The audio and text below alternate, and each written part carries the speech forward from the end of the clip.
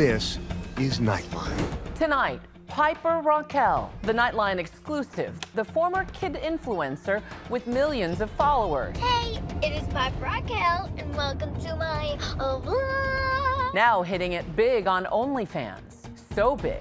What was your first day's earnings? We made $1 million in an hour, which was so crazy. And then at the end of the night, it was almost like 3. But at what cost? Does it trouble you that a lot of your fans are older men?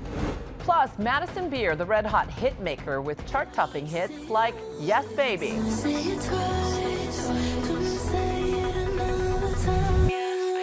Strutting her stuff and wowing the crowd on the Victoria's Secret runway. Tell me about getting your wings. They were so beautiful, and it's just something that I grew up watching and I was such a fan of. What she says about leaning into the heartbreak in her breakup anthem, Bittersweet. And the big announcement from roommate singer Hilary Duff. Thrilling fans around the world.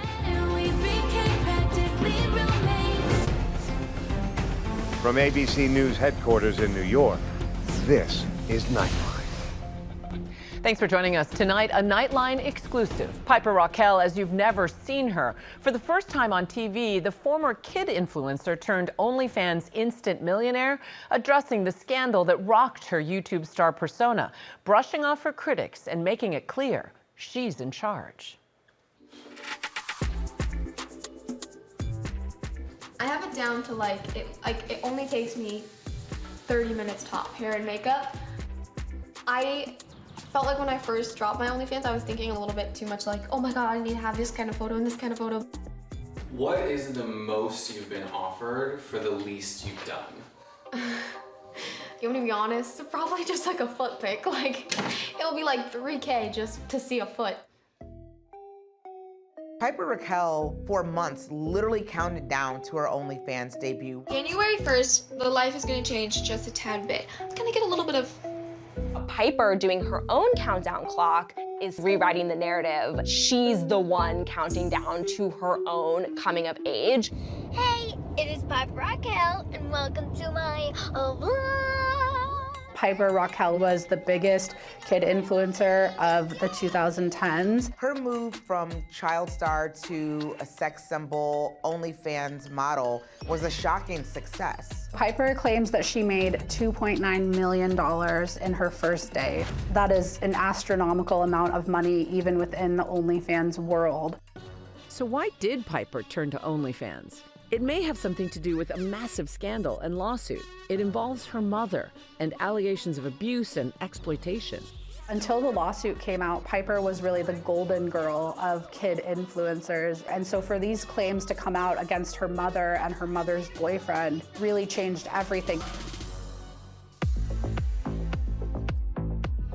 Piper was born to her mother, Tiffany Smith, in 2007 in Georgia. And by the time she was 3 years old, she was competing in pageants.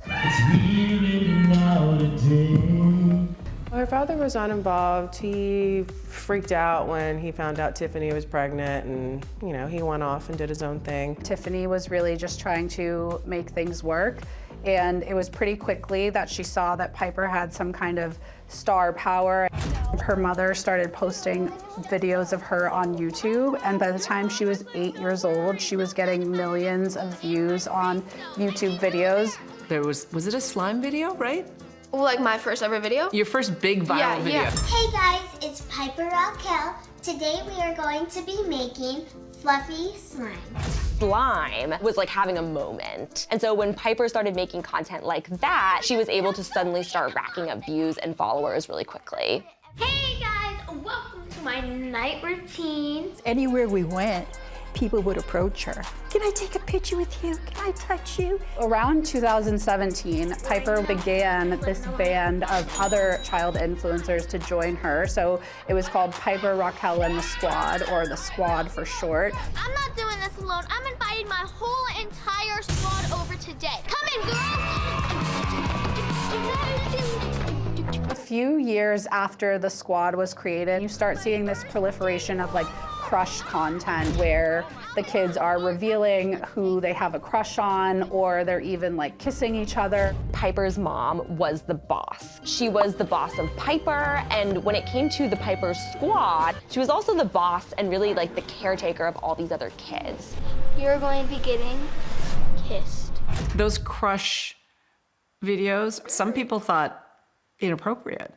Sure, you know, people can think that for sure. I was cool with everything. I think that we just made a lot of amazing content, and I would never change the way that I went about like the whole YouTube thing, because I think it was just one of the greatest things that ever happened to me. In 2021, you saw the squad really changing. So lots of members were leaving, and there was kind of this mystery around like, why would anyone leave the squad? You saw this divide emerge where a lot of parents and kids who had previously been a part of the Piper squad were like, hold on a second. I'm now seeing how inappropriate and inequitable some of this behavior was. In 2022, 11 former members of the squad filed a lawsuit against her mom and her mom's boyfriend, Hunter Hill, and Piper Rockelle Incorporated. And they alleged emotional, verbal, physical, and at times sexual abuse. They sought $22 million in damages, and the claims in the lawsuit are incredibly harrowing. When I was like 14 through 16, even 17, you know, that whole entire span of my life was just complete, like the lowest ever. In 2025, Netflix dropped this documentary that was called Bad Influence, and it was really an inside look at this lawsuit and these allegations against Tiffany Smith and the world of kid influencing. Did you watch the Netflix series? No. Mm-mm. That's interesting, because there are, you know, the lawsuit had serious allegations in it. Absolutely. All of these allegations that were lodged, mostly against your mom, are you saying they're untrue? No, I'm never gonna discredit anybody. I'm just gonna say I have never witnessed anything, and I have never went through that. And I was always with my mom. And I love my mom, and I'm never gonna speak for them. And I wish that they could have been kind enough to never speak for me. And yet, there's no estrangement between you and your mom. You guys are living together. You know, I think a lot of people think that this whole entire thing would definitely bring us farther apart, but this whole entire thing has just made me closer to her, so. So the lawsuit was settled in 2024. It was settled for $1.85 million, which is a far cry from the $22 million in damages sought. Tiffany Smith, Hunter Hill, and Piper Rockelle Inc. never admitted to any wrongdoing. After the lawsuit was filed, YouTube demonetized Piper's channel. At the time, Piper and Tiffany, they're making about $300,000 to $400,000 a month. So that is a significant loss. So what does Piper do? She pivots and she leaves that young girl behind.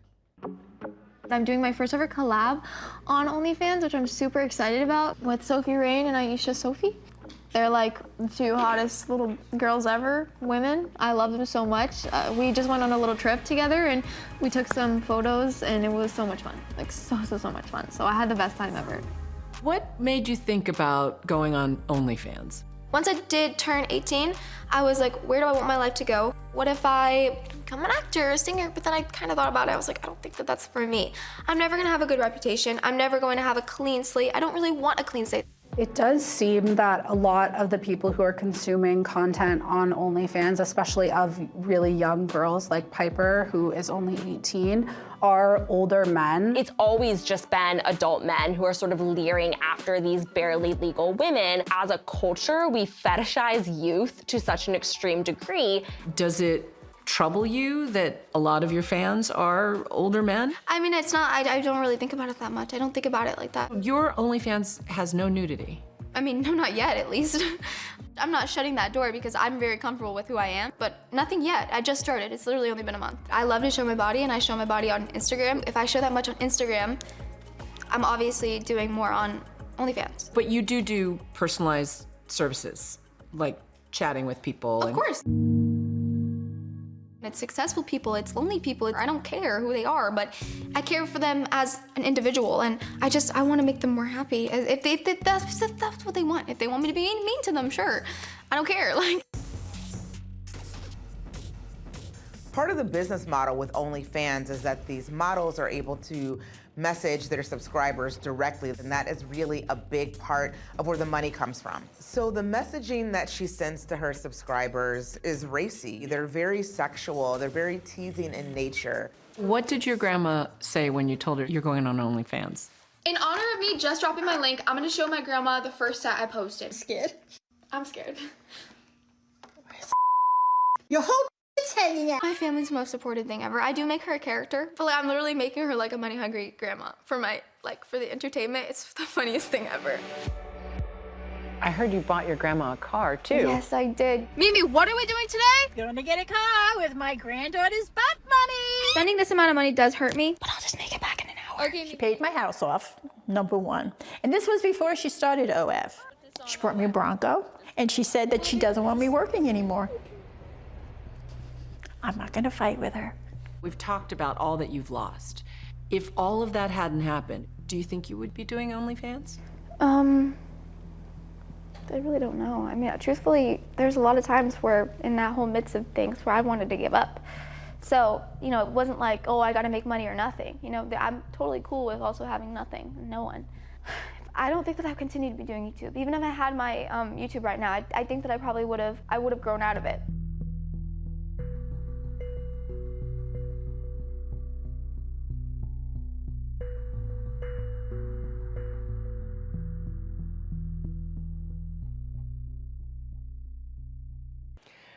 For much more on this story, including lots of behind-the-scenes looks at Piper's OnlyFans, watch Impact by Nightline. Piper Rockelle, Barely Legal, now streaming on Disney Plus and Hulu. And now a look ahead at tomorrow's show. Meet the gay man married to his straight female best friend and their baby. Why they say they're living happily ever after.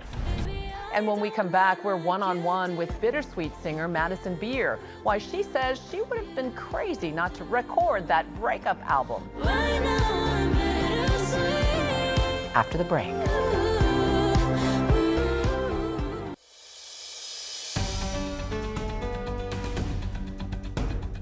Welcome back. Grammy nominee Madison Beer is back with a brand new album, Lock It, showcasing the singer-songwriter's superpower of turning passion, and she says pain, into poetry. She sat down with ABC's Roxy Diaz.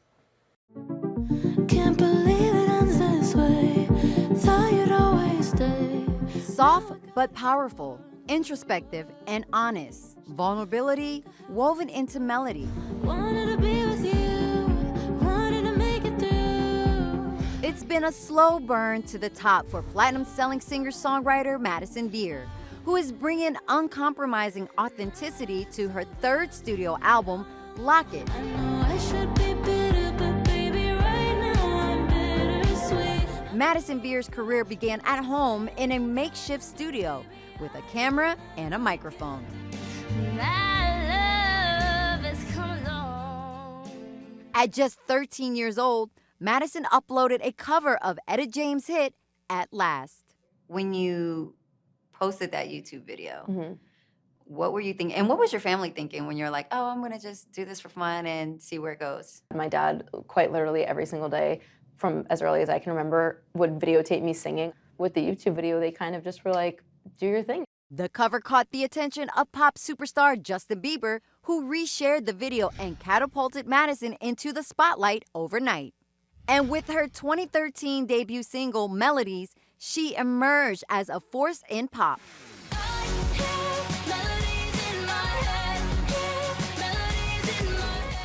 Beer followed her early career success with her debut 2018 EP, As She Pleases, featuring the single, Dead.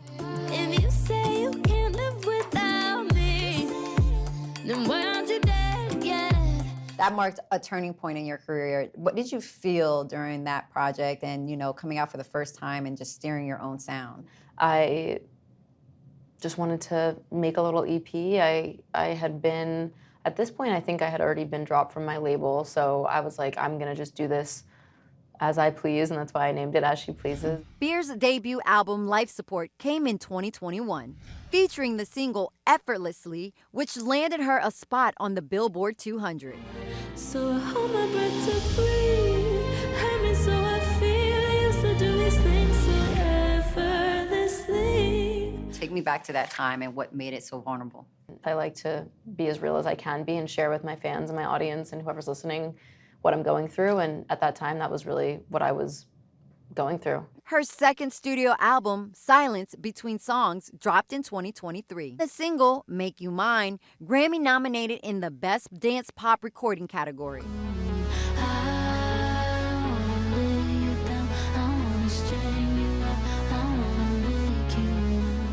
Madison later embarked on her global The Spinning Tour, which influenced her latest and third studio album, Lock It.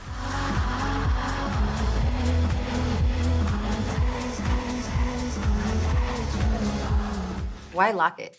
I loved the name Lock It for a really long time. I think that it's very symbolic of a lot of things. I feel like it's feminine, it's dainty, but it also can hold whatever you want in it. And then the more I started making the album and it kind of turned into this heartbreak, emotional fan relationship, self-doubt, like all of these things in one place. I'm like, this is what's in my locket. You know, if I were to have a Madison locket and with all of the things that make up who I am inside of it, I think these songs would all be in there. Inside Locket is Bittersweet, a song about ending a chapter of love and finding the peace to let go.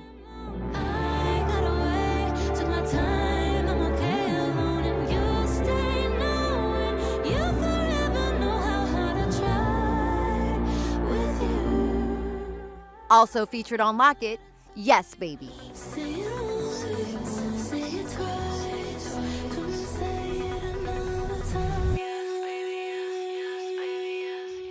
Both singles have marked major milestones for Madison, with Yes Baby topping Billboard's U.S. Dance Radio chart and Bittersweet becoming Beer's fastest top 40 radio entry and Billboard Hot 100 debut. Following their chart-topping success, the songs were performed at the iconic Victoria's Secret fashion show. Think I have to go, walking all alone. Hate to see it all go down the drain. Tell me about getting your wings. They were so beautiful, and it's just something that like I grew up watching and I was such a fan of. And what are some of the fun things that are on your vision board? My biggest thing is to just continue to maintain this level of happiness and healthiness regarding my relationship to my artist project and not tethering too much of my self-worth to numbers and charts and sold-out tours or Grammys. I think that all those things are cool, but I want to feel happy at the end of the day with or without those things, and to me that's the biggest indicator of true success. And so that is my biggest thing with the biggest pin in it on my board, is just to be happy no matter what happens.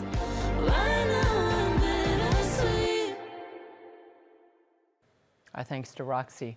Lock It is available now wherever you get your music. And when we come back, Hilary Duff making a big announcement, how the Lizzie McGuire star is showing fans she's all grown up, taking new hits, like Roommates. After the break.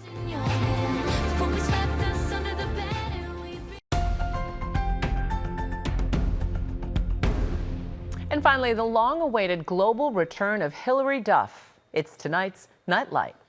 The singer and actress, best known for her breakout role as the precocious Lizzie McGuire. Do it over. But I spent 3 hours on it. So spend 4. Now signaling a return to her pop star roots with a global Lucky Me tour, spanning 7 countries and landing as far as Australia and New Zealand. The news coming just ahead of Hilary Duff's first new album in more than a decade, with the racy single, Roommates. That album and tickets for the big tour all on sale next Friday. And that's Nightline. You can watch all of our full episodes on Disney Plus and Hulu. We'll see you right back here tomorrow, same time. Thanks for staying up with us. Good night, America.